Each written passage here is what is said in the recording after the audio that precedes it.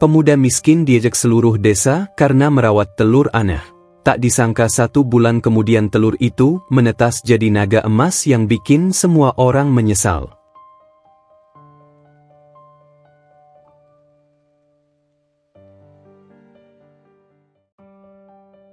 Pagi itu udara terasa dingin menusuk tulang. Tarno keluar dari gubuknya yang reot, kayu-kayu dindingnya sudah lapuk dimakan usia. Atap rumbia yang berlubang-lubang membuat air hujan selalu merembes masuk saat malam. Pemuda berusia 28 tahun itu menghela napas panjang sambil menatap langit yang masih kelabu. 1 hari lagi, gumamnya pelan. 1 hari lagi untuk bertahan hidup. Tarno meraih kapak tumpul yang tersandar di dinding gubuk. Itu satu-satunya harta berharga yang ia miliki. Setiap hari ia masuk hutan untuk mencari kayu bakar, lalu menjualnya ke desa dengan harga murah. Uang yang didapat hanya cukup untuk membeli segenggam beras dan sedikit garam. Itu pun kalau ada warga yang mau membeli. Ia berjalan menyusuri jalan setapak menuju hutan. Matanya menerawang kosong. Sudah 28 tahun ia hidup sendiri. Tidak ada keluarga, tidak ada teman, tidak ada siapa-siapa. Orang tua angkatnya meninggal saat ia berusia 15 tahun, meninggalkan gubuk usang dan kenangan pahit tentang kemiskinan yang tak kunjung usai. Warga desa selalu menatapnya dengan pandangan sinis. Beberapa bahkan mengejek setiap kali ia lewat. Lihat, si Tarno melarat itu lewat. Sampai kapan kau mau hidup seperti pengemis, Tarno? Kasihan sekali hidupmu. Tidak punya apa-apa, tidak berguna untuk siapa-siapa. Tarno hanya bisa menunduk dan terus berjalan. Ia sudah terbiasa dengan ejekan itu. Hatinya sudah mati rasa. Yang penting ia masih bisa bernapas, masih bisa mencari makan, masih bisa hidup sehari lagi. Hutan rimba di ujung desa sudah menjadi teman setianya. Di sana tidak ada yang mengejek, tidak ada yang menatap sinis. Hanya suara burung, gemerisik dedaunan, dan angin yang berhembus pelan. Di sana ia merasa bebas, meski hanya sebentar. Tarno mulai menebang ranting-ranting kering. Kapaknya yang tumpul membuat pekerjaannya semakin berat. Keringat mulai membasahi dahinya meski udara masih dingin. Ia bekerja tanpa henti, seperti robot yang tidak punya perasaan. Saat matahari sudah naik tinggi, Tarno memutuskan untuk beristirahat sebentar. Ia duduk di bawah pohon besar sambil menyeka keringat. Perutnya berbunyi keroncongan. Sejak kemarin ia belum makan apa-apa. Beras di gubuknya sudah habis. Hari ini harus dapat banyak kayu, katanya pada diri sendiri. Atau aku akan kelaparan lagi. Tarno bangkit dan melangkah lebih dalam ke hutan. Ia mencari tempat yang belum pernah ia jelajahi, berharap menemukan lebih banyak kayu kering. Kakinya terus melangkah, melewati semak belukar dan akar-akar pohon yang menjulur. Tiba-tiba kakinya tersandung batu. Tubuhnya terjatuh ke depan, menggelinding di tanah yang menurun. Tarno berteriak kaget sambil berusaha menahan tubuhnya. Ia terus menggelinding sampai akhirnya tubuhnya berhenti di dasar sebuah jurang kecil. Aduh! Tarno meringis kesakitan. Sikunya terluka, berdarah sedikit. Ia mencoba berdiri sambil memegang sikut yang perih. Saat ia mengangkat kepala, matanya terpaku pada sesuatu. Di depannya ada sebuah gua kecil yang tertutup oleh semak belukar.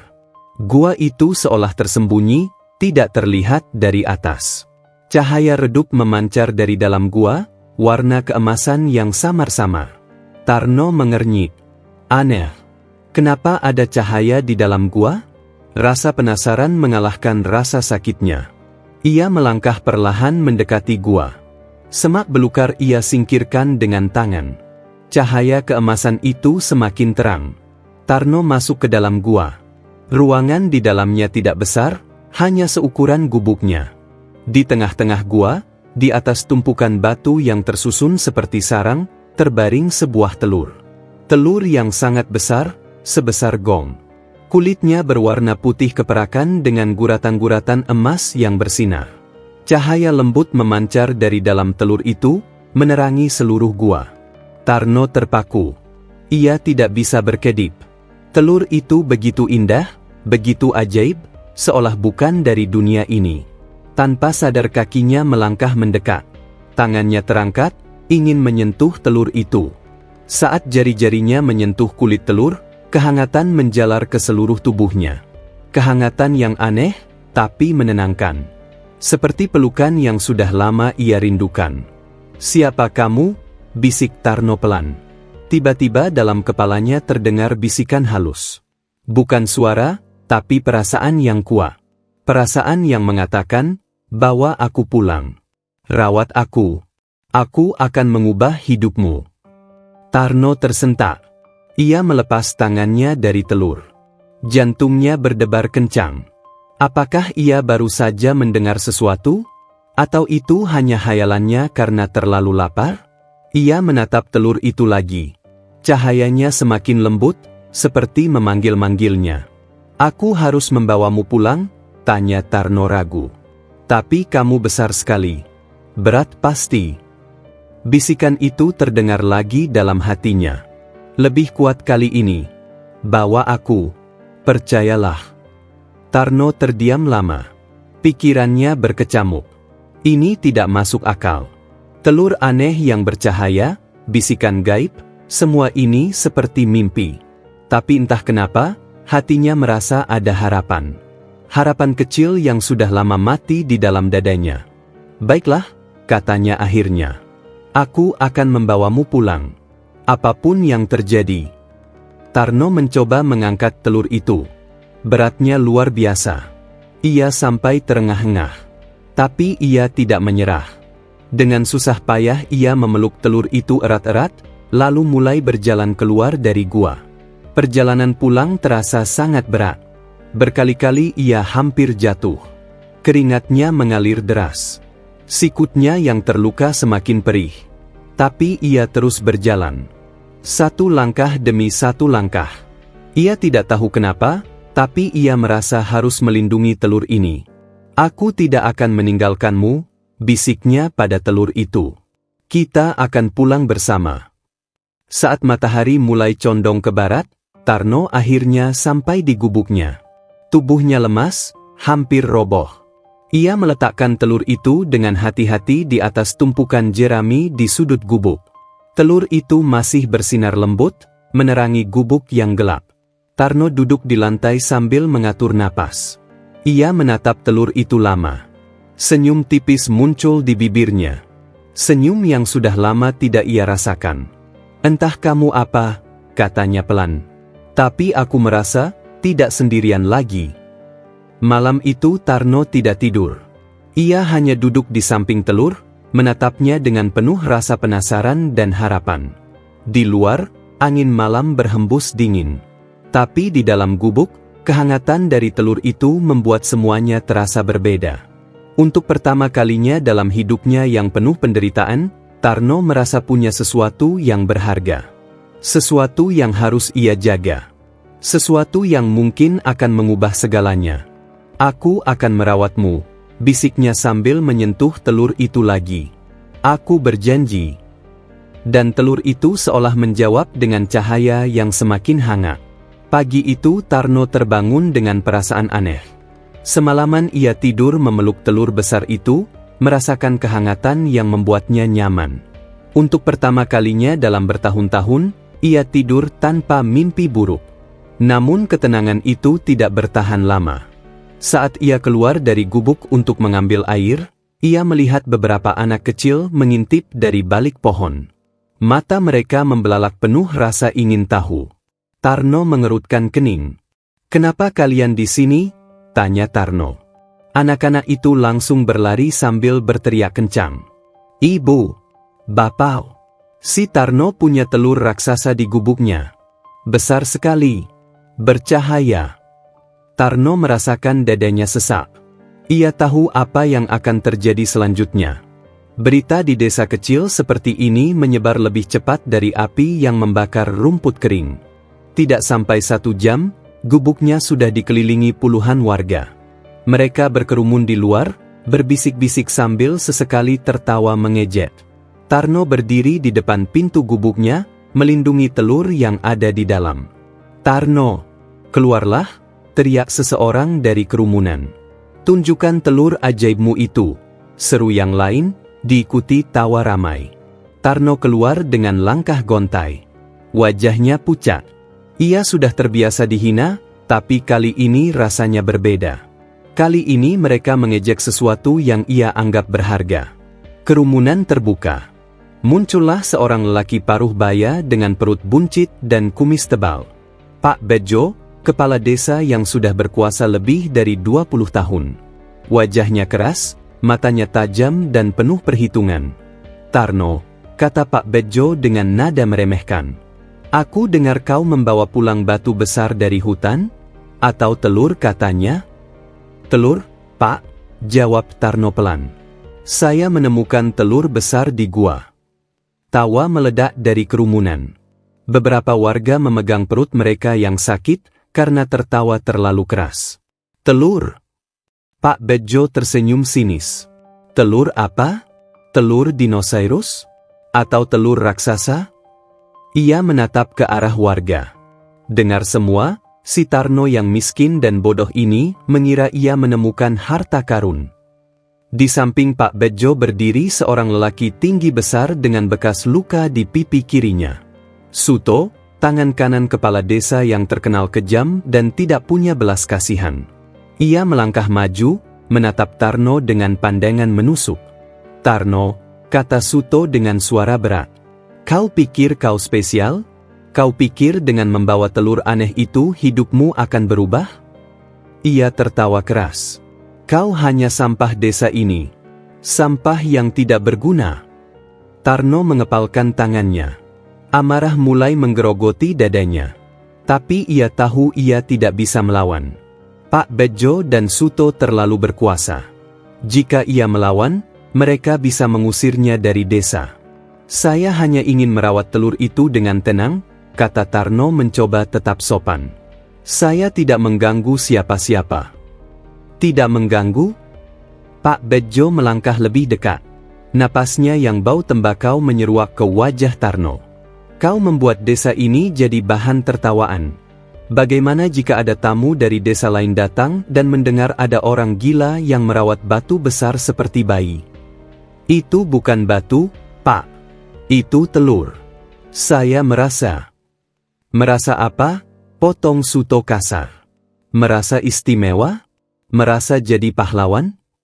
Ia meludah ke tanah, tepat di depan kaki Tarno. "Kau tidak akan pernah jadi apa-apa, Tarno.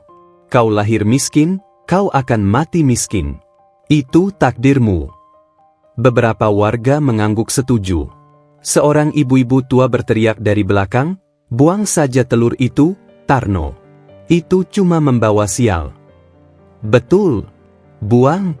Jangan buat desa kita kena kutukan," sahut yang lain. Tarno merasakan air matanya mulai memanas. Tapi ia menahan. Ia tidak boleh menangis di depan mereka. Itu hanya akan membuat mereka semakin senang. "Saya tidak akan membuangnya," kata Tarno dengan suara bergetar. Telur ini memberikan saya harapan. Untuk pertama kalinya dalam hidup saya merasa punya sesuatu yang berharga." Hening sejenak. Lalu tawa meledak lebih keras dari sebelumnya. "Harapan?" Pak Bedjo tertawa sampai matanya berkaca-kaca. "Harapan dari telur batu? Tarno, kau benar-benar sudah gila." "Mungkin kepalanya terbentur waktu cari kayu," teriak seseorang. "Atau dia kelaparan sampai berhalusinasi," sahut yang lain. Suto menepuk bahu Tarno keras, membuat tubuh kurus pemuda itu sedikit terhuyung. "Dengar, Tarno. Aku kasih kau waktu 3 hari. Buang telur bodoh itu, atau kami akan membuangnya untukmu. Kau mengerti?" Tarno menatap Suto dengan mata berkaca-kaca. "Tidak. Saya tidak akan membuangnya." Keras kepala. Suto menampar pipi Tarno. Tidak terlalu keras, tapi cukup untuk mempermalukannya di depan semua orang. Tarno terdiam. Pipinya panas, tapi bukan karena tamparan. Panas karena malu, karena marah, karena putus asa. Pak Bejo mengangkat tangannya, memberi isyarat pada warga untuk tenang. Baiklah, Tarno. Kami tidak bisa memaksamu. Tapi ingat, jangan salahkan kami kalau nanti telur itu malah membawa petaka untukmu. Ia berbalik sambil berkata keras agar semua orang mendengar. Biarkan dia dengan kebodohannya. Kita lihat saja nanti apa yang terjadi pada orang tolol yang merawat batu. Warga mulai bubar sambil masih menertawakan Tarno. Beberapa bahkan melempar kerikil kecil ke arah gubuknya. Tarno hanya berdiri terpaku, menunduk dalam-dalam. Setelah semua orang pergi, Tarno masuk ke dalam gubuknya. Ia menutup pintu dengan tangan gemetar. Tubuhnya merosot ke lantai. Air matanya akhirnya jatuh. Tidak ada yang melihat, jadi ia biarkan air matanya mengalir begitu saja. Ia merangkak mendekati telur yang masih bersinar lembut di sudut gubuk. Dengan tangan gemetar, ia memeluk telur itu erat-erat. Kehangatan dari telur itu seolah menenangkan hatinya yang hancur. Maafkan saya, bisik Tarno sambil menangis. Maafkan saya karena lemah. Maafkan saya karena tidak bisa melindungimu dengan baik. Telur itu bersinar lebih terang, seolah merespon kesedihan Tarno. Dalam hatinya, ia merasakan bisikan lembut lagi. Bukan kata-kata, tapi perasaan. Perasaan yang mengatakan, jangan menyerah. Aku bersamamu. Tarno menghapus air matanya. Ia menatap telur itu dengan tatapan penuh tekad. Aku tidak akan melepaskanmu. Apapun yang mereka katakan, apapun yang mereka lakukan, aku akan tetap merawatmu. Aku janji. Ia memeluk telur itu lebih erat. Di luar, matahari mulai terbenam. Bayangan-bayangan mulai menyelimuti gubuk reot itu. Tapi di dalam, cahaya dari telur misterius itu terus menerangi kegelapan. Tarno tidak tahu apa yang akan terjadi selanjutnya. Ia tidak tahu apakah telur itu benar-benar ajaib atau hanya batu biasa. Tapi satu hal yang ia tahu pasti, telur itu memberikan sesuatu yang sudah lama hilang dari hidupnya. Harapan. Dan untuk harapan itu, ia rela menghadapi cemoohan, hinaan, bahkan ancaman dari seluruh desa. Aku percaya padamu, bisiknya lagi pada telur itu sebelum akhirnya memejamkan mata, masih memeluk telur erat di dalam pelukannya. Aku percaya padamu. Malam itu angin berhembus kencang. Daun-daun kering beterbangan. Tapi di dalam gubuk kecil itu, ada kehangatan yang melawan dinginnya malam. Kehangatan dari sebuah telur misterius, dan kehangatan dari hati seorang pemuda yang memilih untuk percaya pada keajaiban. 2 minggu berlalu sejak hari itu. Tarno tidak pernah meninggalkan telur sendirian lebih dari beberapa jam. Ia masih pergi ke hutan untuk mencari kayu, tapi hanya sebentar. Uang yang ia dapat dari menjual kayu habis untuk membeli kain tebal dan arang. Kain untuk membungkus telur agar tetap hangat. Arang untuk membuat api kecil di samping telur setiap malam. Tarno sendiri, ia hampir tidak makan. Perutnya sering keroncongan, kepalanya pusing, tubuhnya lemas. Tapi ia tidak peduli. Yang penting telur itu tetap hangat dan terawat. Kau harus tumbuh dengan baik, bisiknya pada telur sambil mengelus permukaannya yang halus. Aku sudah berjanji akan merawatmu. Warga desa masih sering lewat di depan gubuknya hanya untuk mengejek. Tapi Tarno sudah tidak peduli lagi. Ia menutup telinga dan hatinya. Yang penting telur itu aman. Suatu sore, saat Tarno sedang duduk lemah di samping telur, ia mendengar ketukan pelan di pintu gubuknya. Ia tersentak. Biasanya warga tidak pernah mengetuk, mereka langsung berteriak dan mengejek dari luar. Siapa? Tanya Tarno waspada. Aku, Tarno. Mbah Karso. Tarno membuka pintu perlahan. Di depannya berdiri seorang lelaki tua ringkih dengan tongkat kayu di tangan. Mbah Karso, tetangga yang tinggal beberapa gubuk dari tempatnya. Wajahnya penuh kerutan, rambutnya putih semua, tapi matanya masih jernih dan penuh kebaikan. Mbah? Tarno terkejut. Ada apa? Mbah Karso tersenyum tipis. Ia mengangkat tangannya yang gemetar, menunjukkan sebuah bungkusan kecil. Ini untukmu. Makanan. Kau terlihat sangat kurus, nak. Tarno merasakan tenggorokannya tercekak. Sudah lama sekali tidak ada orang yang peduli padanya. Mbah tidak usah repot-repot. Saya bisa cari makan sendiri. Jangan keras kepala. Mbah Karso menyodorkan bungkusan itu. Terima saja. Aku tahu kau hampir tidak makan demi merawat telur itu. Tarno menerima bungkusan itu dengan tangan gemetar. Saat dibuka, ada nasi bungkus dengan lauk sederhana. Ubi rebus dan tempe goreng. Air liurnya menetes. Ia bahkan lupa kapan terakhir kali makan nasi. Terima kasih, Mbah, kata Tarno dengan suara serak. Terima kasih banyak. Mbah Karso menepuk pundak Tarno pelan. Boleh aku masuk sebentar? Aku ingin melihat telur yang membuat heboh itu. Tarno ragu sejenak, lalu mengangguk. Ia membuka pintu lebih lebar. Mbah Karso masuk dengan langkah pelan, tongkatnya mengetuk lantai kayu yang sudah lapuk. Saat matanya melihat telur yang bersinar di sudut gubuk, Mbah Karso terdiam. Wajah tuanya berubah. Matanya membulat, napasnya tertahan. Astaga! Bisiknya pelan. Ini benar-benar. Mbah kenal telur ini? Tanya Tarno cepat. Mbah Karso tidak langsung menjawab. Ia melangkah lebih dekat, menatap telur itu dengan penuh kagum. Tangannya yang keriput terangkat, menyentuh permukaan telur dengan sangat hati-hati. Seperti Tarno, ia juga merasakan kehangatan yang menjalar. Tarno, kata Mbah Karso akhirnya, suaranya bergetar. Kau tahu apa yang kau rawat? Tidak, Mbah. Saya hanya merasa, telur ini istimewa. Mbah Karso menarik napas panjang. Ia berbalik menatap Tarno dengan serius. Duduklah, nak. Aku akan ceritakan sesuatu. Sesuatu yang mungkin terdengar mustahil, tapi aku yakin ini benar. Mereka berdua duduk di lantai gubuk. Tarno makan nasinya dengan lahap sambil mendengarkan. Mbah Karso menatap telur itu sambil mulai bercerita. Dulu, waktu aku masih kecil, kakek buyutku pernah cerita tentang legenda lama. Legenda tentang naga pelindung yang pernah hidup di wilayah ini.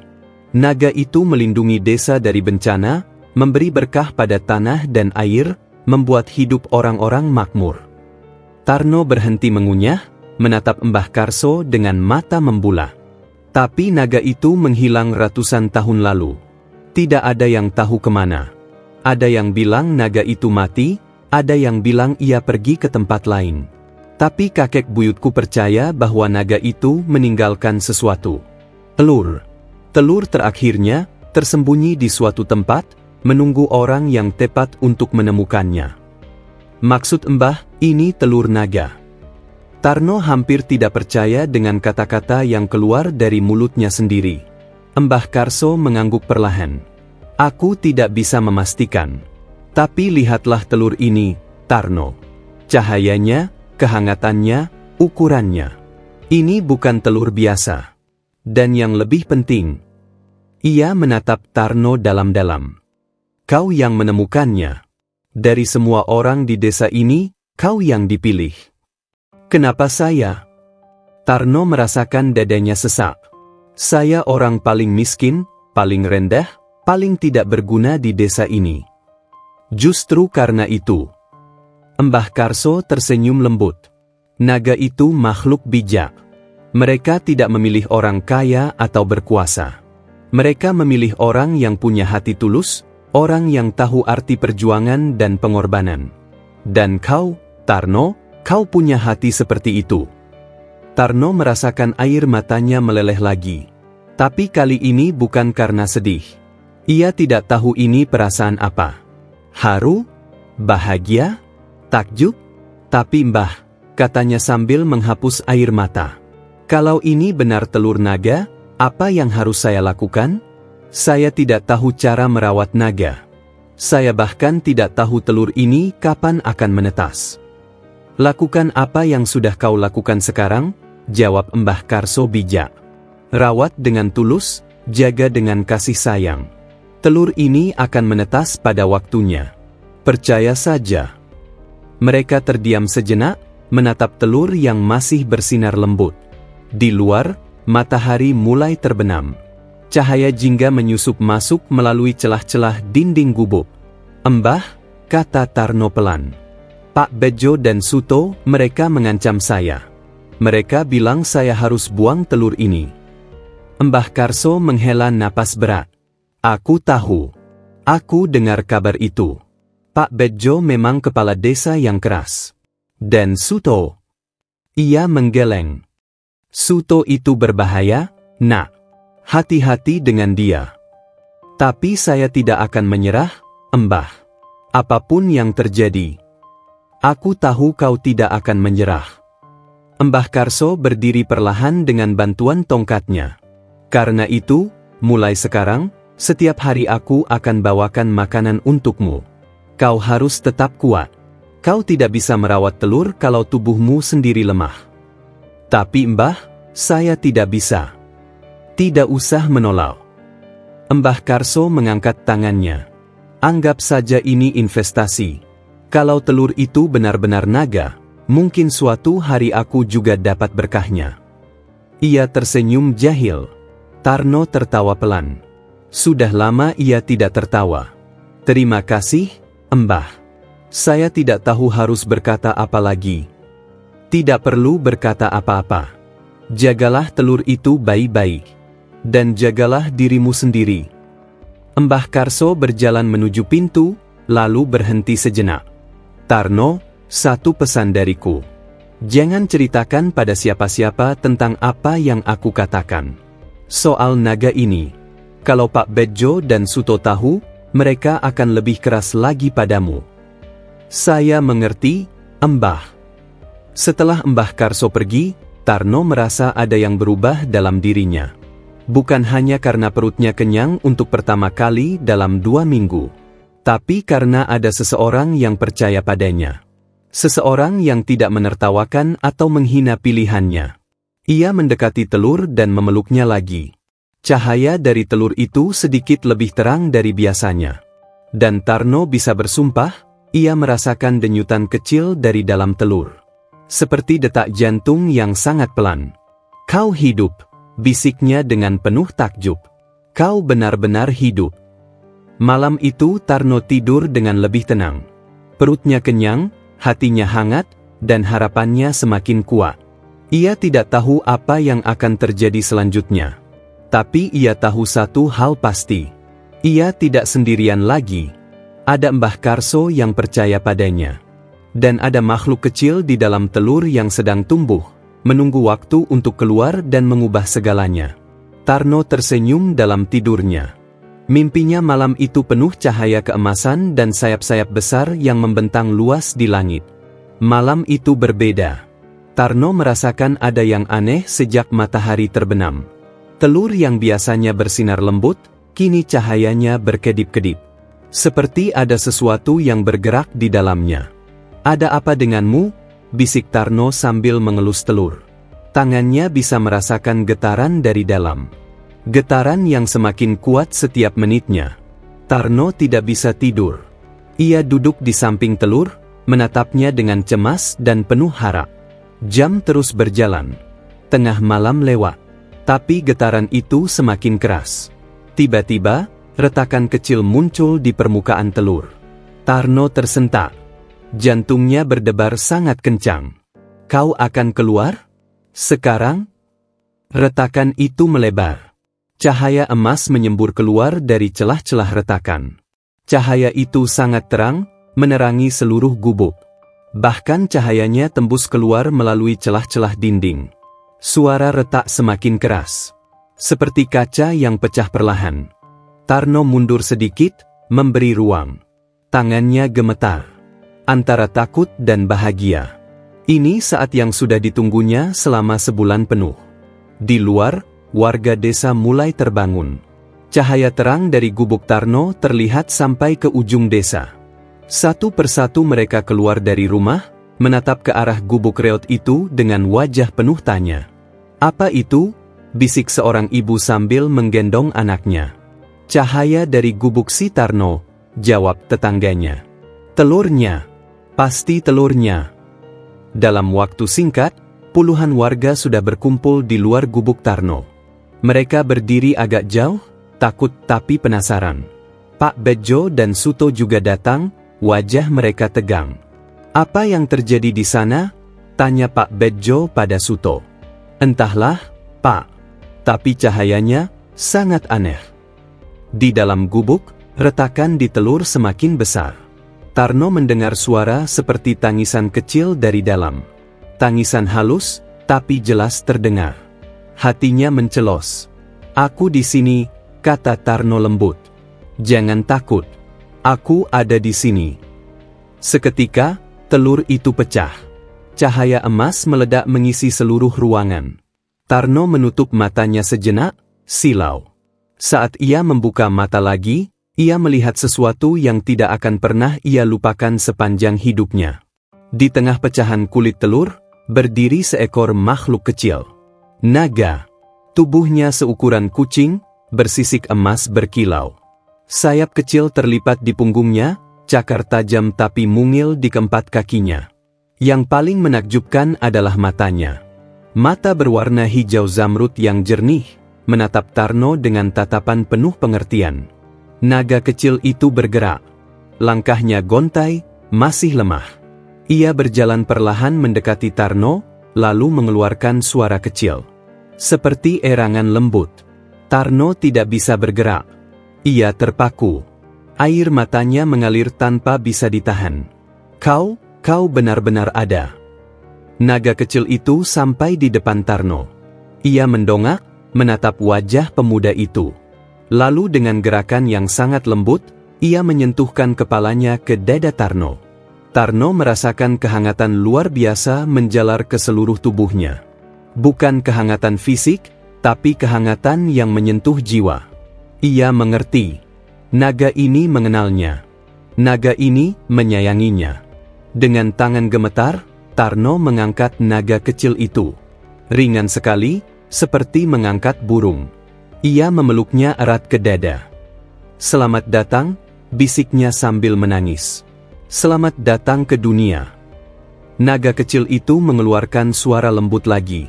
Seperti dengkuran kucing yang puas.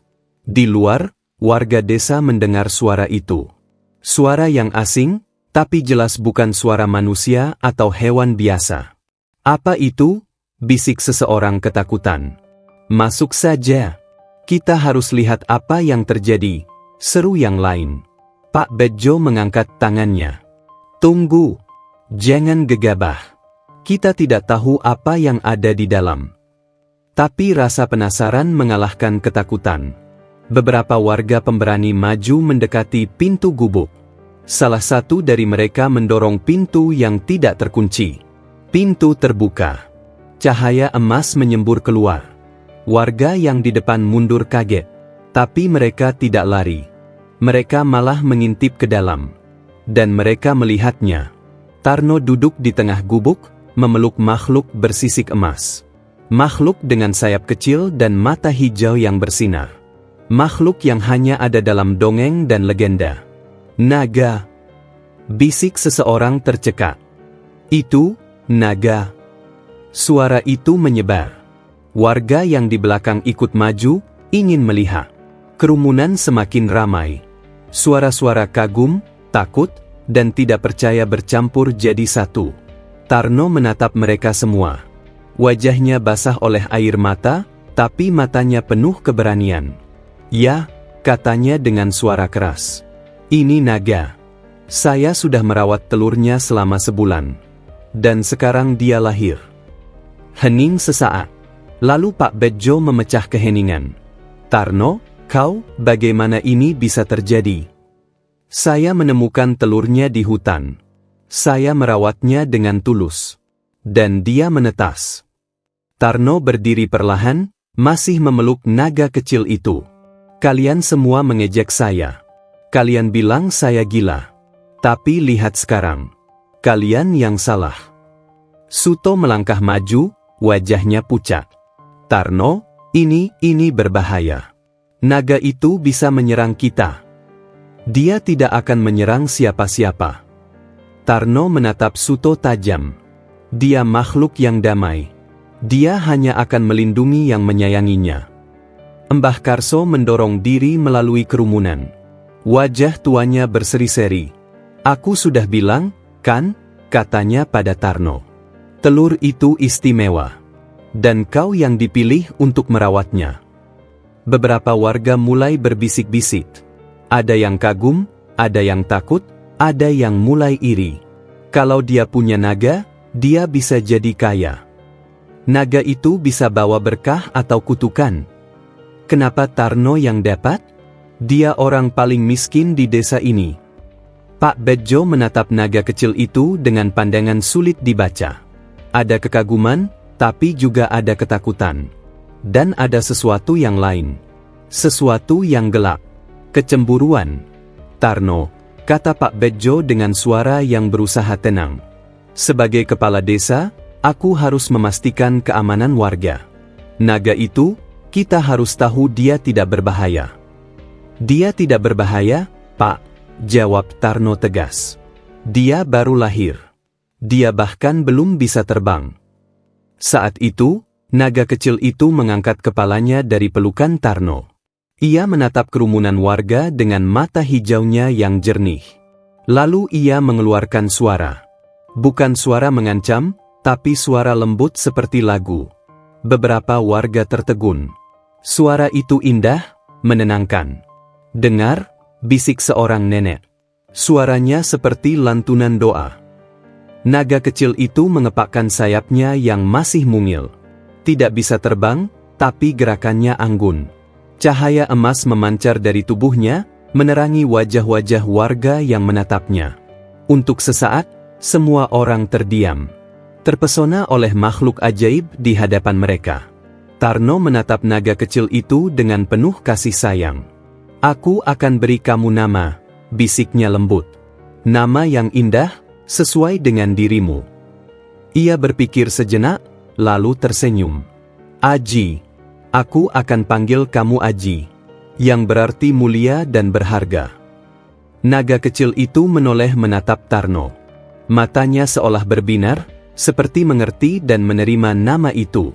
Ia menggosokkan kepalanya ke pipi Tarno, membuat pemuda itu tersenyum lebar. Aji, ulang Tarno. Selamat datang, Aji. Warga mulai bubar perlahan, masih berbisik-bisik dengan wajah penuh tanya. Pak Bedjo dan Suto adalah yang terakhir pergi. Mereka menatap Tarno dengan pandangan dingin sebelum berbalik. Setelah semua orang pergi, Tarno duduk lagi di lantai gubuknya. Aji meringkuk di pangkuannya, mata hijaunya mulai mengantuk. Kita sudah melewati bagian tersulit, bisik Tarno sambil mengelus sisik emas Aji. Sekarang kita akan hadapi yang lebih sulit lagi. Tapi tidak apa. Selama kita bersama, kita akan baik-baik saja. Aji mengeluarkan suara lembut sekali lagi, lalu tertidur di pelukan Tarno. Malam itu, untuk pertama kalinya dalam hidupnya, Tarno merasa lengkap. Ia tidak lagi sendirian. Ia punya Aji. Dan apapun yang terjadi selanjutnya, mereka akan menghadapinya bersama. Seminggu setelah kelahiran Aji, keajaiban mulai terjadi. Pagi itu Tarno terbangun dengan suara gemericik air. Ia tersentak bingung. Dari mana suara air itu? Gubuknya tidak pernah ada air mengalir. Aji sudah bangun lebih dulu, duduk di depan pintu sambil menatap keluar dengan mata hijaunya yang cerah. Tubuhnya sudah sedikit lebih besar dari seminggu yang lalu, sekarang seukuran anjing kecil. Aji? Ada apa? Tanya Tarno sambil menghampiri. Naga kecil itu menoleh dan mengeluarkan suara riang. Ia berlari keluar, ekornya yang berujung sisik emas berayun-ayun. Tarno mengikutinya dengan rasa penasaran. Saat keluar dari gubuk, Tarno terpaku.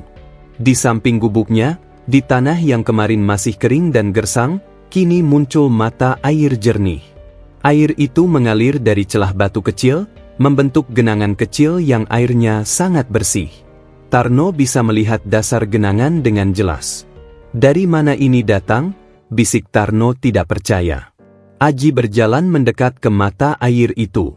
Ia menyentuh airnya dengan cakarnya yang kecil, lalu menoleh ke Tarno seolah berkata, "Aku yang membuatnya." Tarno berlutut di samping mata air. Ia menciduk air dengan tangannya dan meminumnya. Rasanya segar sekali, bahkan lebih enak dari air sumur manapun yang pernah ia minum. Ada rasa manis alami yang menenangkan. "Aji, kau yang membuat ini?" tanya Tarno takjub. Naga kecil itu mengangguk. "Ya," ia mengangguk seperti manusia. Tarno mulai menyadari bahwa Aji jauh lebih pintar dari yang ia kira. Keajaiban tidak berhenti di situ. Saat Tarno berjalan mengelilingi gubuknya, ia melihat tanah di sekitar gubuk yang biasanya tandus dan penuh batu, kini mulai ditumbuhi rumput hijau segar.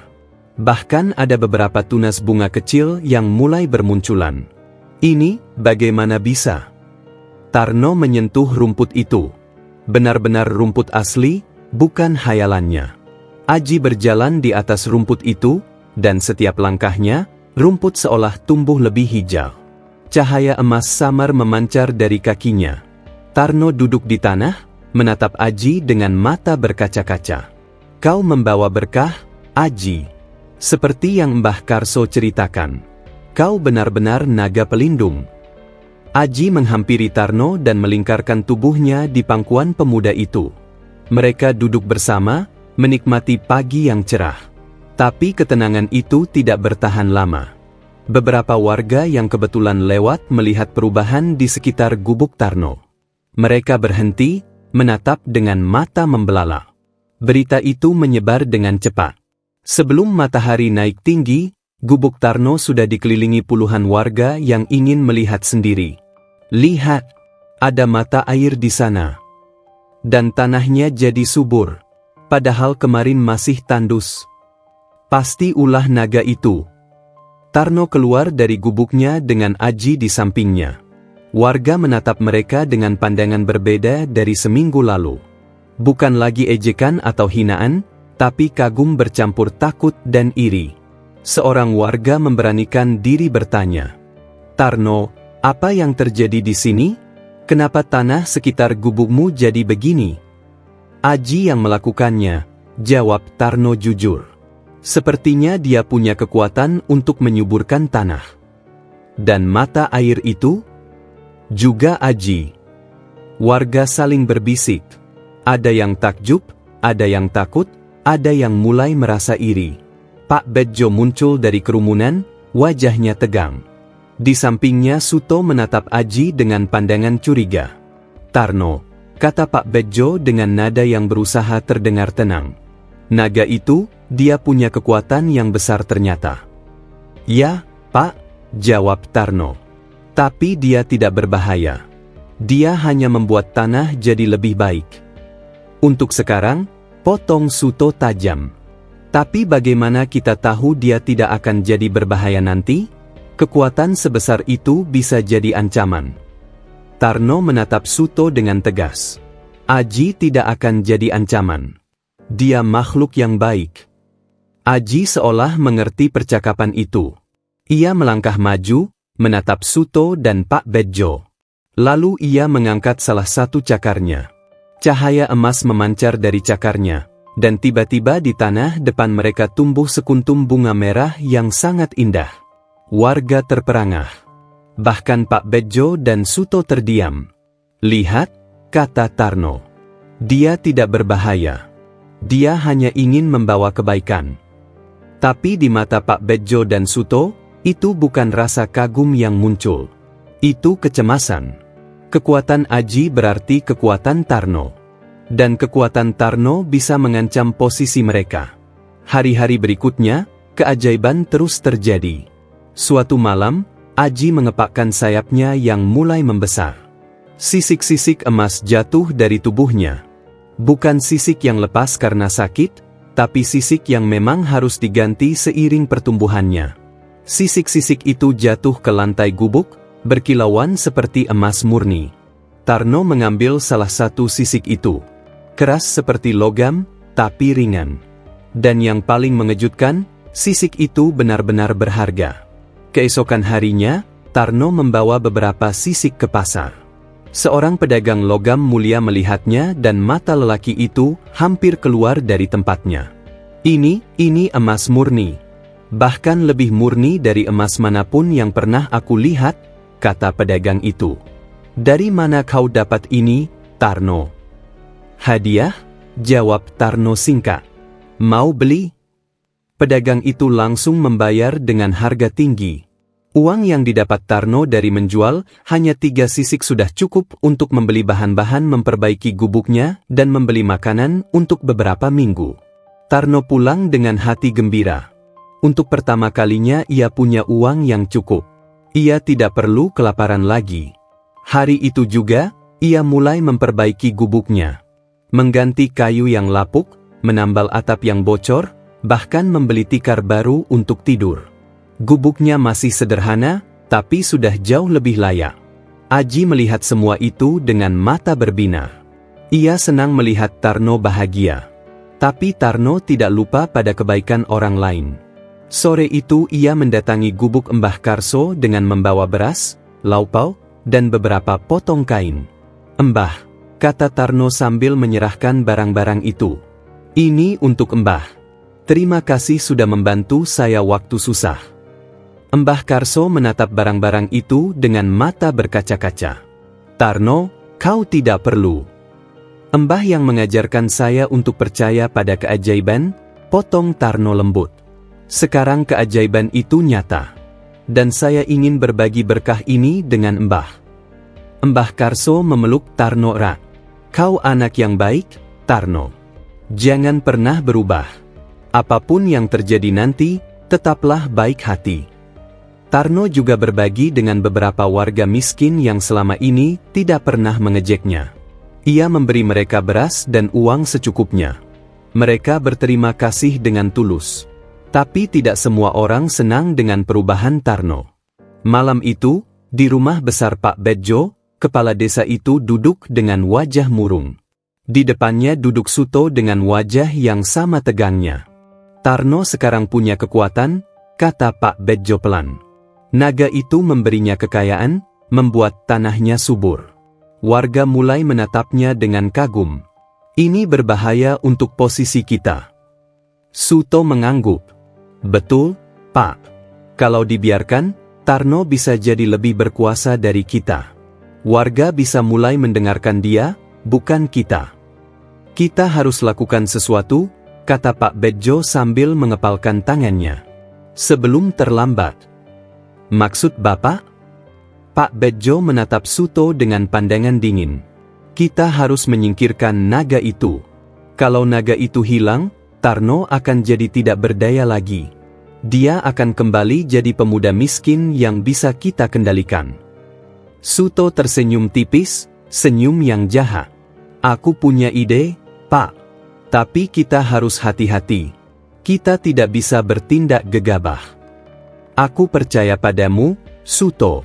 Rencanakan dengan baik. Pak Bedjo berdiri. Tarno tidak boleh jadi ancaman bagi kekuasaan kita. Mereka berdua bertatapan, dan dalam tatapan itu ada kesepakatan gelap. Kesepakatan untuk menyingkirkan Aji, sebelum Tarno benar-benar menjadi kuat. Sementara itu, di gubuknya yang mulai layak, Tarno berbaring di tikar baru sambil memeluk Aji yang tertidur. Ia tersenyum bahagia, tidak menyadari bahaya yang mulai direncanakan di tempat lain. Terima kasih, Aji, bisiknya pelan. Kau sudah mengubah hidupku. Aku akan selalu melindungimu. Apapun yang terjadi. Aji mendengkur lembut dalam tidurnya, tidak tahu ancaman yang mengintai. Dan malam itu, di dua tempat berbeda, ada dua hati yang berbeda. Satu penuh cinta dan syukur. Satu lagi penuh iri dan rencana jahat. Malam sudah larut. Di rumah besar Pak Bedjo, lampu minyak masih menyala redup. Di ruang tengah berkumpul 4 orang. Pak Bedjo duduk di kursi besar, Suto berdiri di sampingnya, dan 2 orang lain duduk di lantai dengan wajah tegang. Jadi kalian paham rencananya? Tanya Suto dengan suara rendah. 2 orang itu mengangguk. Mereka adalah Kromo dan Jito, anak buah Pak Bedjo yang terkenal berani dan tidak punya banyak pertimbangan moral. Asalkan dibayar, mereka akan lakukan apa saja. Kami paham, Kang Suto, jawab Kromo, yang lebih tua dari Jito. Kami harus meracuni naga itu waktu Tarno lengah. Lalu buat seolah-olah naga itu membawa kutukan yang akhirnya membunuh dirinya sendiri. Bagus. Suto berjalan mondar-mandir. Tapi ingat, kalian tidak boleh sampai ketahuan. Kalau warga tahu kita yang meracuni naga itu, kita yang akan jadi musuh desa. Lalu kapan kita bertindak? Tanya Jito, lelaki muda dengan mata tajam. Pak Bedjo yang menjawab. Besok malam, aku akan mengadakan rapat desa dadakan dan meminta Tarno datang. Itu akan memberi kalian waktu untuk masuk ke gubuknya. Bagaimana dengan racunnya, Pak? Tanya Kromo. Racun biasa tidak akan mempan untuk naga. Sudah aku urus. Pak Bedjo mengeluarkan sebuah bungkusan kecil dari balik bajunya. Dibungkus kain hitam, terikat erat. Ini racun khusus yang aku dapat dari dukun desa sebelah. Katanya ini racun yang bisa membunuh makhluk gaib. Harganya sangat mahal. Suto mengambil bungkusan itu dengan hati-hati. Ia membukanya sedikit. Di dalam ada bubuk berwarna ungu gelap yang mengeluarkan bau busuk menyengat. Caranya? Tanya Suto sambil menutup bungkusan itu lagi. Campurkan ke makanan atau air. Naga itu masih kecil, pasti akan makan tanpa curiga. Dalam beberapa jam, racun ini akan bekerja. Naga itu akan melemah, lalu mati perlahan. Kromo dan Jito saling pandang. Ada ragu di mata mereka, tapi uang yang dijanjikan terlalu menggiurkan. Berapa bayaran kami? Tanya Jito langsung. 10 keping emas untuk kalian berdua, jawab Pak Bedjo. 5 keping sekarang, 5 keping setelah naga itu mati. Mata Kromo dan Jito berbinar. 10 keping emas itu uang yang sangat besar untuk orang seperti mereka. Cukup untuk hidup nyaman berbulan-bulan. Kami terima, Pak, kata Kromo cepat. Bagus. Pak Bedjo tersenyum puas. Ingat, ini rahasia kita berempat. Jangan sampai ada yang tahu. Saat mereka sedang berbicara, di luar rumah, seseorang berdiri mengintip dari balik jendela. Mbah Karso. Lelaki tua itu sedang pulang dari rumah cucunya yang sakit, kebetulan lewat depan rumah Pak Bedjo. Ia mendengar suara-suara dari dalam dan penasaran. Apa yang didengarnya membuat darahnya naik. Ia mendengar semuanya. Rencana jahat untuk meracuni Aji. Mbah Karso mundur perlahan, berusaha tidak membuat suara. Jantungnya berdebar kencang. Ia harus memberitahu Tarno. Tapi harus hati-hati. Kalau Pak Bedjo tahu ia yang membocorkan, nyawanya bisa terancam. Mbah Karso berjalan cepat, tongkatnya mengetuk tanah dengan tergesa. Ia harus sampai ke gubuk Tarno sebelum terlambat. Sementara itu, di dalam rumah Pak Bedjo, Suto menyerahkan bungkusan racun kepada Kromo. Simpan baik-baik, kata Suto. Besok malam, kalian tahu apa yang harus dilakukan. Siap, Kang. Kromo memasukkan bungkusan itu ke dalam bajunya. Mereka berempat masih berbicara tentang detail rencana. Bagaimana cara masuk ke gubuk Tarno tanpa ketahuan, di mana harus menaruh racun, dan bagaimana cara kabur setelahnya. Satu hal lagi, kata Pak Bedjo serius. Jangan sampai melukai Tarno.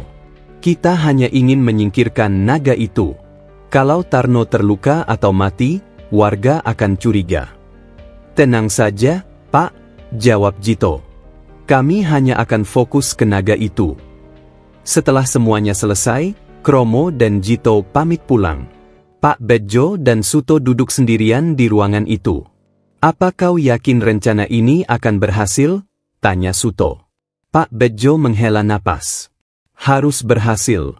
Aku sudah jadi kepala desa 20 tahun lebih. Aku tidak akan biarkan Tarno, anak kemarin sore, menggeser posisiku. Naga itu harus hilang. Tapi kalau warga tahu. Warga tidak akan tahu, potong Pak Bedjo keras. Kita akan buat seolah-olah naga itu memang tidak bisa hidup lama di dunia ini. Kita akan bilang itu takdir. Warga akan percaya. Suto mengangguk, meski di hatinya ada rasa tidak enak. Tapi ia terlalu terikat dengan Pak Bedjo. Kalau Pak Bedjo jatuh, ia juga akan jatuh. Tengah malam, Mbah Karso sampai di gubuk Tarno. Ia mengetuk pintu dengan tergesa. Dari dalam terdengar suara Aji yang menggonggong kecil, lalu suara langkah kaki Tarno. "Siapa?" tanya Tarno dari dalam. "Aku, Tarno." "Mbah Karso." "Buka pintunya, cepat." Tarno langsung membuka pintu. Wajahnya cemas melihat Mbah Karso yang terengah-engah. "Mbah, ada apa? Kenapa Mbah datang tengah malam?" Mbah Karso masuk dengan cepat, menutup pintu di belakangnya. Ia duduk di lantai sambil mengatur napas. Tarno segera mengambilkan air. "Tarno," kata Mbah Karso setelah minum. "Aku dengar sesuatu yang sangat buruk. Tentang Aji." Tarno langsung tegang. "Apa yang Mbah dengar?" "Pak Bedjo dan Suto, mereka merencanakan sesuatu yang jahat." Mbah Karso menceritakan semua yang ia dengar. Tentang racun, tentang Kromo dan Jito, tentang rencana besok malam. Wajah Tarno pucat. Tangannya mengepal erat. Mereka mau meracuni Aji." "Ya, Nak. Aku dengar sendiri. Mereka sudah siapkan racun khusus untuk naga. Besok malam, saat kau dipanggil ke rapat desa, mereka akan masuk ke gubukmu." Tarno menatap Aji yang duduk di sudut gubuk, tidak tahu apa-apa tentang bahaya yang mengancamnya. Amarah dan ketakutan bercampur dalam dada Tarno. "Kenapa mereka melakukan ini?" tanya Tarno dengan suara bergetar. "Aji tidak salah apa-apa. Dia hanya membawa kebaikan." "Karena mereka takut, Tarno." Mbah Karso menatap pemuda itu dengan sedih. Takut kehilangan kekuasaan. Orang seperti Pak Bedjo dan Suto, mereka tidak suka melihat orang lain punya kekuatan. Apalagi orang yang dulu mereka anggap rendah. Tarno menunduk, air matanya mulai jatuh. "Aku hanya ingin hidup tenang bersama Aji. Aku tidak pernah ingin mengancam siapa-siapa." "Aku tahu, Nak." Mbah Karso menggenggam tangan Tarno. "Tapi kadang kebaikan kita dianggap ancaman oleh orang yang punya niat jahat. Apa yang harus saya lakukan, Mbah?" Tarno menatap lelaki tua itu dengan putus asa. "Saya harus melindungi Aji. Dia seperti keluarga saya sekarang." Mbah Karso berpikir sejenak. "Kau punya dua pilihan. Pertama, lari dari desa ini bersama Aji. Cari tempat yang aman. Tapi ini rumah saya, Mbah. Meski cuma gubuk reot, ini satu-satunya tempat yang saya punya." "Aku tahu. Makanya ada pilihan kedua." Mbah Karso menatap Tarno tajam. "Hadapi mereka. Tapi kau harus siap. Besok malam, saat mereka datang, kau harus ada di sini. Jaga Aji dengan seluruh hidupmu kalau perlu." Tarno menyeka air matanya. Ia menatap Aji yang kini berjalan menghampirinya. Naga kecil itu seolah merasakan kesedihan Tarno. Ia menyentuhkan kepalanya ke tangan Tarno, memberikan kehangatan. "Aku tidak akan lari," kata Tarno akhirnya, suaranya kini lebih tegas. "Aku akan hadapi mereka. Aji sudah memberi saya begitu banyak. Sekarang giliran saya melindunginya." Mbah Karso tersenyum, meski ada kekhawatiran di matanya. "Kau anak yang berani, Tarno.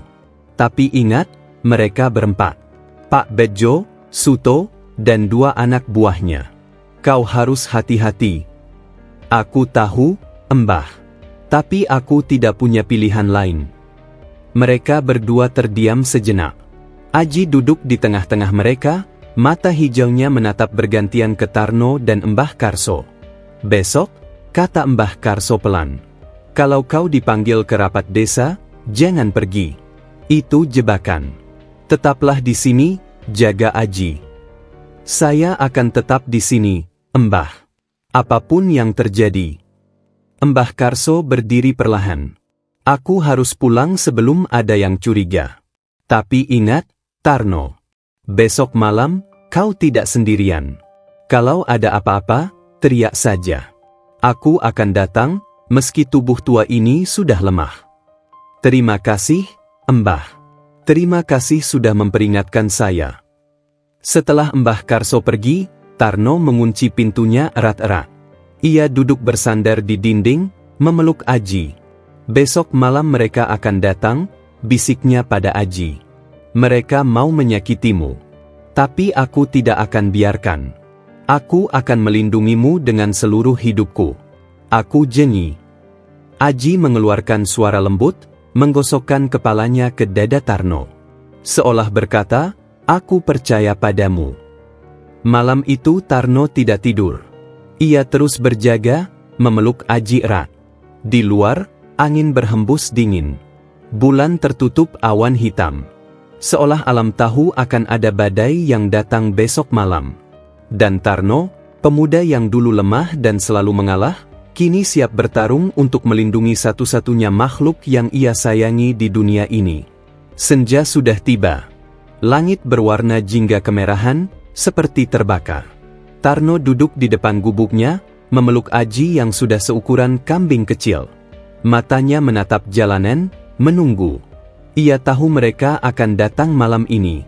Kita harus kuat, Aji, bisiknya sambil mengelus kepala naga kecil itu. Apapun yang terjadi, kita harus bertahan. Aji mengeluarkan suara rendah, seperti dengkuran. Mata hijaunya menatap Tarno dengan penuh pengertian. Ia merasakan ketegangan dalam diri Tarno. Saat matahari benar-benar terbenam, seseorang datang mengetuk pintu gubuk. Tarno sudah tahu siapa itu.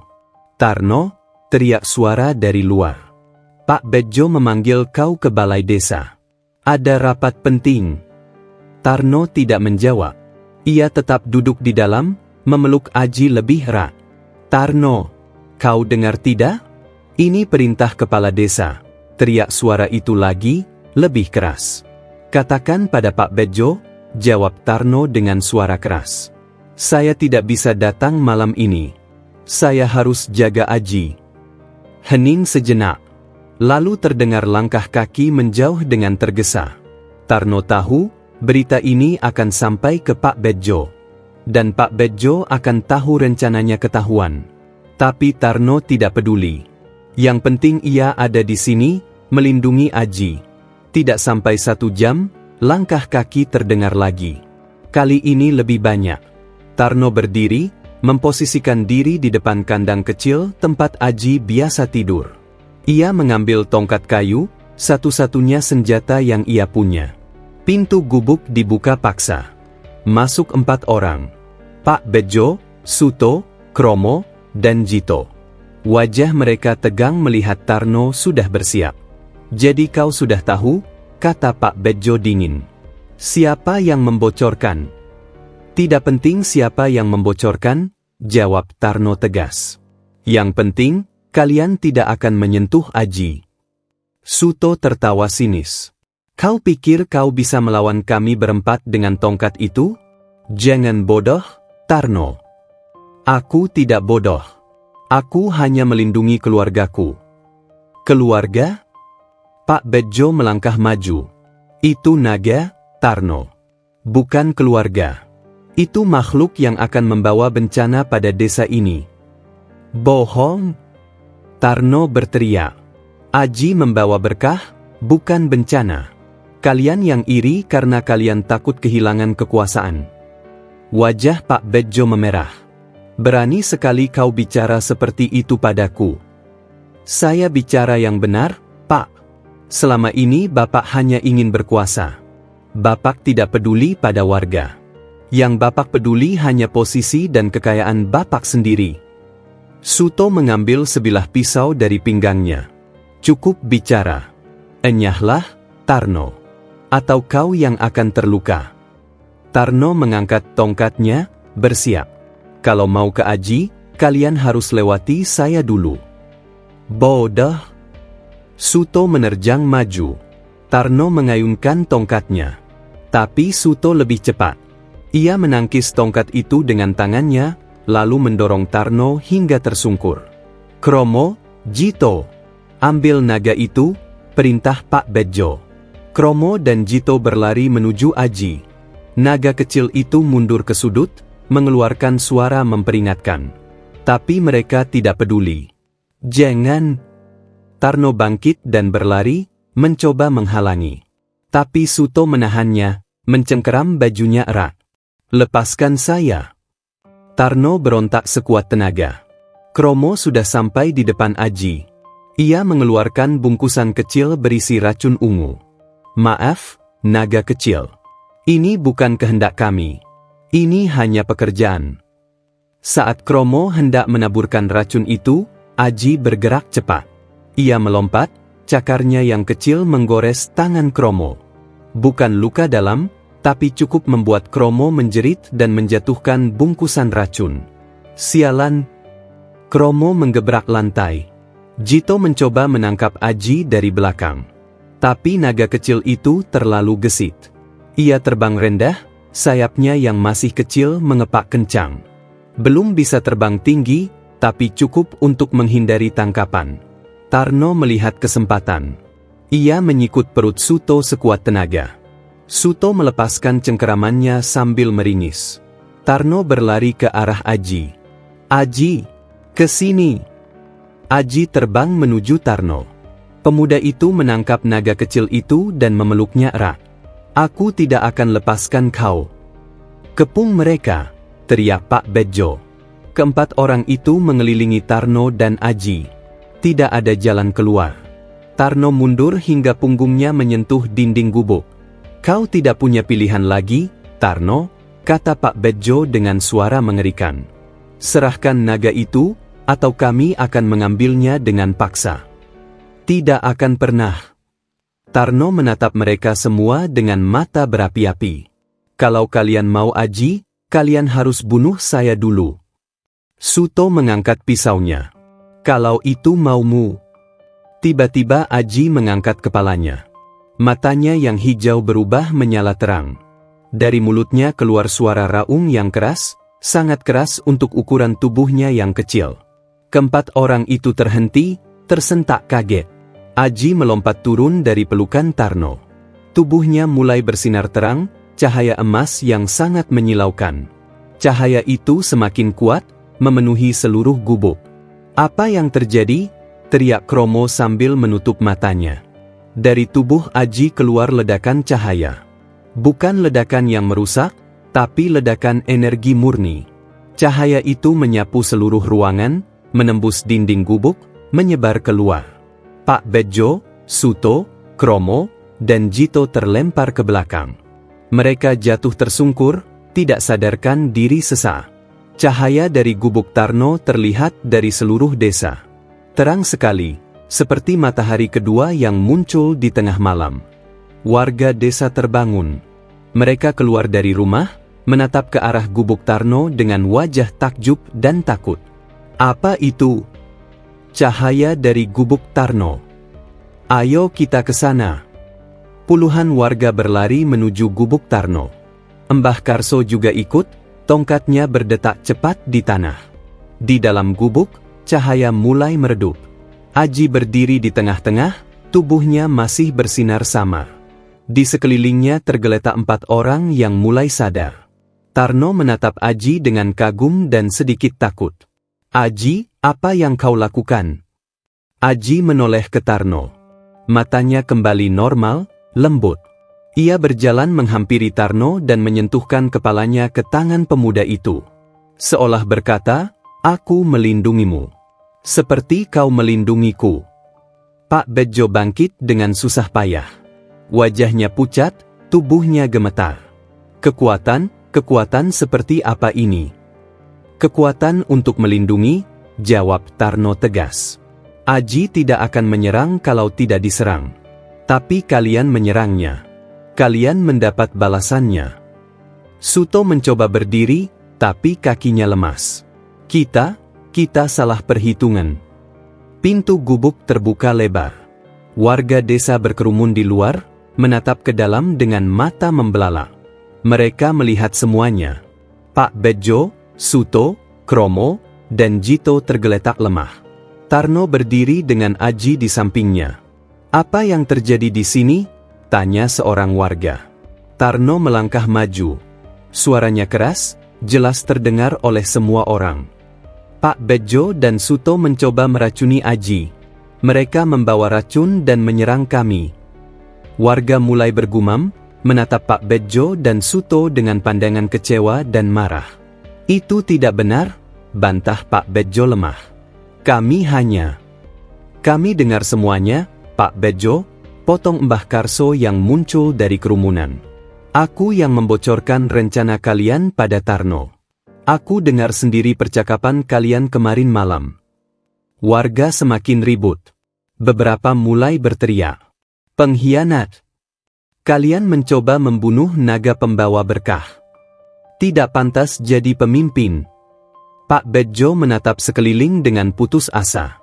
Ia tahu sudah tidak ada jalan keluar. Rencananya gagal, dan sekarang seluruh desa tahu kebenarannya. Aji mengangkat kepalanya dan meraung lagi. Tapi kali ini bukan raung mengancam. Raung yang lembut, seperti nyanyian. Cahaya emas keluar dari tubuhnya, tidak menyilaukan, tapi hangat. Cahaya itu menyebar ke seluruh desa. Menyentuh setiap warga, setiap rumah, setiap pohon. Dan dalam cahaya itu, semua orang merasakan sesuatu. Kedamaian, kehangatan, kasih sayang. Warga terdiam, terpesona. Tarno menatap Aji dengan mata berkaca-kaca. "Kau menunjukkan pada mereka, siapa kau sebenarnya." Aji menggosokkan kepalanya ke kaki Tarno. Mata hijaunya berbinar. Pak Bejo dan Suto duduk di tanah, kepalanya tertunduk. Mereka tahu mereka kalah. Tidak hanya kalah dalam pertarungan, tapi kalah dalam hati warga. Seorang warga melangkah maju, menatap Pak Bejo dengan berani. "Pak Bejo, Anda harus turun dari jabatan. Anda tidak layak lagi jadi kepala desa kami." Warga lain mengangguk setuju. "Betul, turun." Pak Bejo tidak bisa berkata apa-apa. Ia hanya mengangguk lemah, menerima takdirnya. Malam itu berakhir dengan keadilan yang ditegakkan. Cahaya dari Aji tidak hanya menerangi desa, tapi juga menerangi hati setiap orang. Menunjukkan siapa yang benar dan siapa yang salah. Dan Tarno, pemuda yang dulu dihina dan diremehkan, kini berdiri tegak dengan Aji di sampingnya. Mereka sudah melewati badai terburuk. Dan mereka melewatinya bersama. Pagi menyingsing dengan cahaya lembut. Desa yang semalam dihebohkan kini terbangun dengan suasana berbeda. Ada harapan baru yang menggantung di udara. Di balai desa, warga berkumpul. Lebih ramai dari biasanya. Semua ingin melihat apa yang akan terjadi setelah kejadian semalam. Tarno duduk di antara warga, Aji meringkuk di pangkuannya. Naga kecil itu sudah tenang, mata hijaunya menatap sekeliling dengan damai. Mbah Karso duduk di samping Tarno, tersenyum bangga. Di depan, Pak Bejo berdiri dengan kepala tertunduk. Di sampingnya Suto, Kromo, dan Jito. Wajah mereka pucat, penuh penyesalan. Seorang tetua desa, Pak Sastro, berdiri di tengah. Lelaki tua yang bijak dan dihormati semua orang. "Warga desa," kata Pak Sastro dengan suara keras tapi tenang. "Kita berkumpul pagi ini untuk memutuskan masa depan desa kita. Semalam kita semua jadi saksi. Pak Bejo dan rekannya mencoba menyakiti Aji, naga yang sudah membawa berkah pada desa ini." Warga mengangguk, beberapa bergumam setuju. "Pak Bejo," Pak Sastro menatap kepala desa itu. "Apa yang ingin kau katakan?" Pak Bejo mengangkat kepalanya perlahan. Matanya berkaca-kaca. Saya minta maaf." Suaranya serak, bergetar. "Saya salah. Saya dikuasai iri hati dan takut kehilangan jabatan. Saya lupa bahwa tugas saya adalah melindungi warga, bukan melindungi kekuasaan." Hening sejenak. Lalu Pak Bejo berlutut. Suto, Kromo, dan Jito mengikuti, berlutut di tanah. "Maafkan saya, warga desa," kata Pak Bejo sambil menunduk dalam. "Maafkan saya, Tarno. Maafkan saya, Aji." Saya tidak layak jadi pemimpin kalian. Air matanya jatuh ke tanah. Bukan air mata pura-pura, tapi air mata penyesalan yang tulus. Tarno menatap mereka berempat. Hatinya masih sakit mengingat apa yang mereka lakukan. Tapi ia juga melihat penyesalan di wajah mereka. Aji mengangkat kepalanya dari pangkuan Tarno. Naga kecil itu menatap 4 orang yang berlutut itu. Lalu ia turun dari pangkuan Tarno dan berjalan mendekat. Pak Bedjo menutup matanya, takut. Ia pikir Aji akan menyerangnya. Tapi yang terjadi berbeda. Aji menyentuhkan kepalanya ke tangan Pak Bedjo yang gemetar. Kehangatan menjalar dari sentuhan itu. Kehangatan yang memaafkan. Pak Bedjo membuka matanya, menatap Aji dengan tidak percaya. Kau memaafkan saya? Aji mengeluarkan suara lembut. Lalu ia melakukan hal yang sama pada Suto, Kromo, dan Jito. Menyentuh mereka satu persatu dengan kehangatan yang sama. Warga tertegun melihat pemandangan itu. Tarno berdiri perlahan. Ia berjalan mendekat ke Pak Bedjo. Aji sudah memaafkan Anda, katanya pelan. Dan saya juga memaafkan Anda. Tapi dengan syarat. Apa syaratnya? Tanya Pak Bedjo cepat. Anda harus berubah. Anda harus jadi orang yang lebih baik. Tidak boleh iri hati lagi, tidak boleh serakah lagi.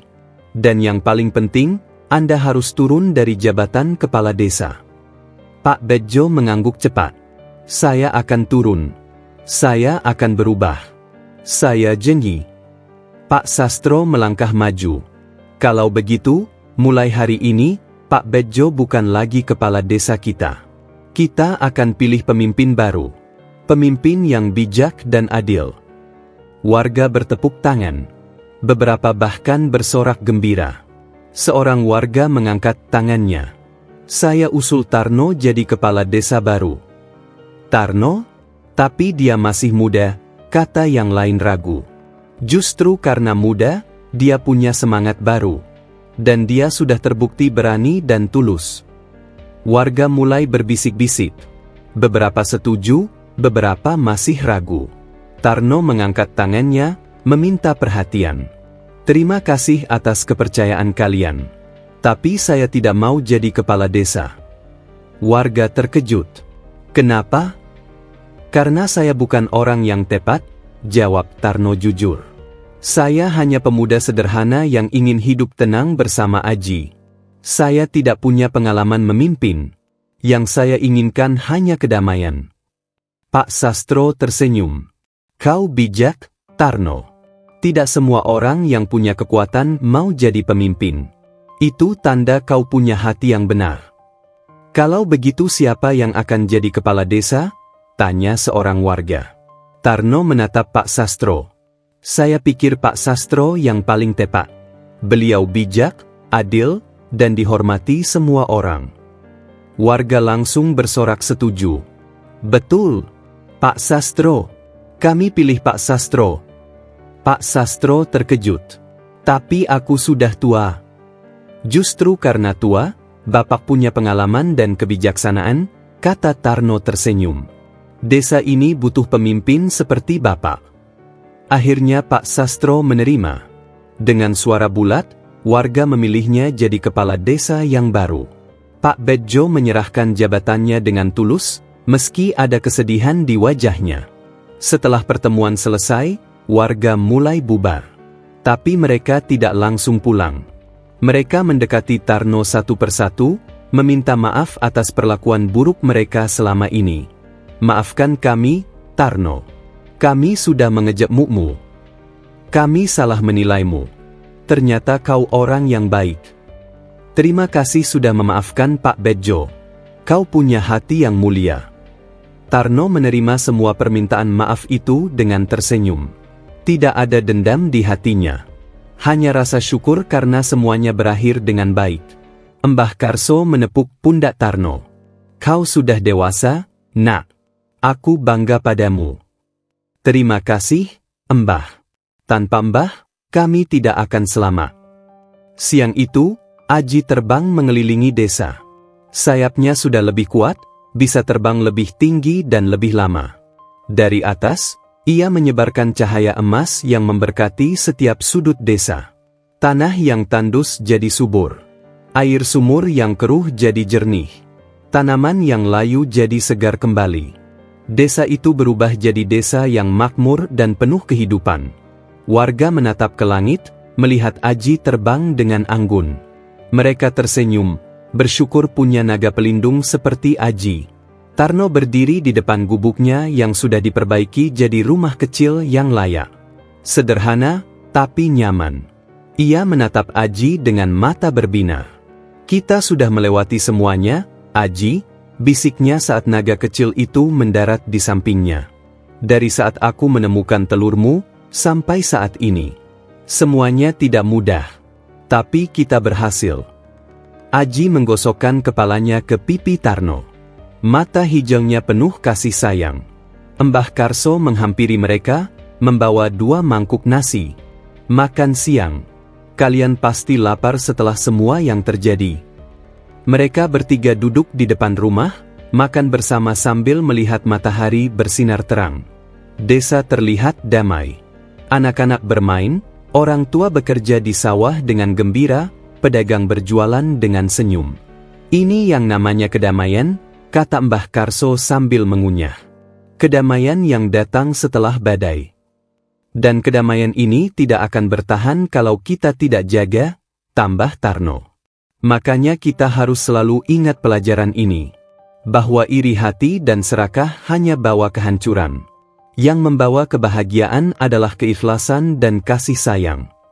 Mbah Karso mengangguk bijak. "Kau sudah belajar banyak, Tarno. Jauh lebih banyak dari yang kubayangkan." Sore itu, Pak Bedjo datang ke rumah Tarno. Wajahnya masih pucat, tapi ada tekad baru di matanya. "Tarno," katanya pelan, "aku datang untuk meminta maaf sekali lagi. Dan aku ingin bilang, aku akan meninggalkan desa ini untuk sementara. Aku perlu waktu untuk merenung dan memperbaiki diri."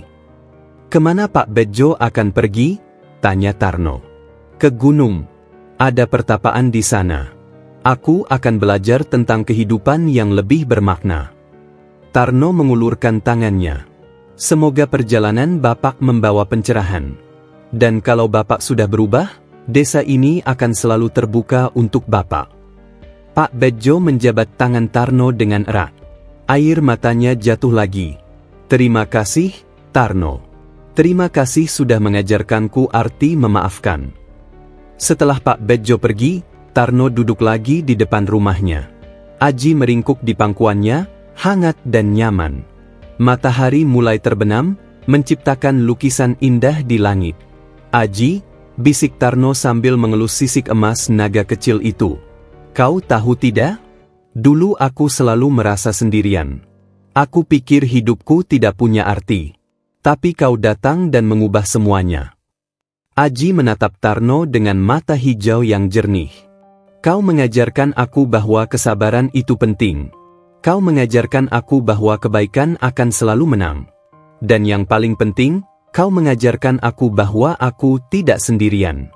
Tidak akan pernah sendirian lagi." Aji mengeluarkan suara lembut, seperti lagu pengantar tidur. Tarno tersenyum lebar. "Kita sudah melewati semuanya bersama. Dan apapun yang terjadi nanti, kita akan tetap bersama. Selamanya." Malam turun perlahan. Bintang-bintang mulai bermunculan. Di desa yang damai itu, seorang pemuda dan seekor naga duduk bersama, menatap langit dengan penuh harapan. Kisah mereka baru dimulai. Tapi pelajaran yang mereka berikan akan dikenang selamanya. Bahwa kesabaran membuahkan hasil. Bahwa kebaikan hati adalah kekuatan sejati. Bahwa kesetiaan dan cinta akan mengalahkan segala kejahatan. Dan bahwa siapapun, tidak peduli seberapa miskin atau lemah mereka, bisa mengubah dunia kalau mereka punya hati yang tulus. Tarno dan Aji. Dua jiwa yang saling melengkapi. Dua hati yang saling menjaga. Mereka adalah bukti bahwa keajaiban itu nyata, kalau kita berani percaya. Dan di bawah langit berbintang itu, mereka berbisik bersama. Kita sudah melewati semuanya bersama. Dan kita akan hadapi masa depan bersama. Kesabaran dan ketekunan akan membuahkan hasil yang indah.